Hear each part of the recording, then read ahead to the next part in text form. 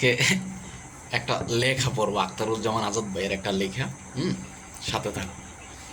যে সে লিখছে খুব সুন্দরভাবে যে দরিদ্রের পাতলা পায়খানা হয়, নিম্ন মধ্যবিত্ত যারা আছে এদের ডায়রিয়া হয়, মধ্যবিত্তদের ফুড পয়জনিং হয়, উচ্চবিত্তদের হয় স্টমাক আপসেট।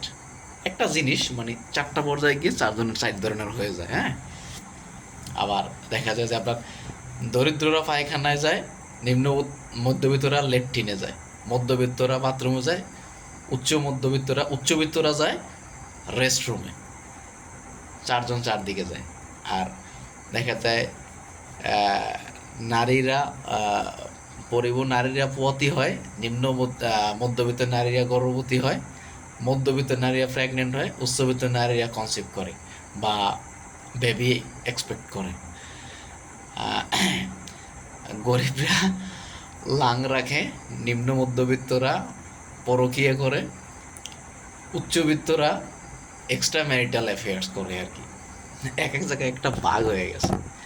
কেউ মুক্তিযুদ্ধের কথা বললে সেটা হয় চেতনা ব্যবসা, একই কাজ অন্যরা করলে সেটা হয় আপনার চেতনা ব্যবসা, সেটা জুলাই স্ট্রিট।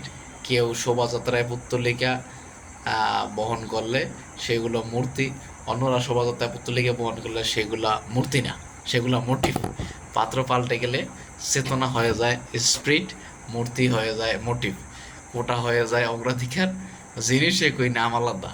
যার যে নামে ডাকলে সুবিধা হয় সে সেই নামে ডাকে। কথাটা কিন্তু আসলে যৌক্তিক এবং সুন্দরভাবে উপস্থাপন করছে।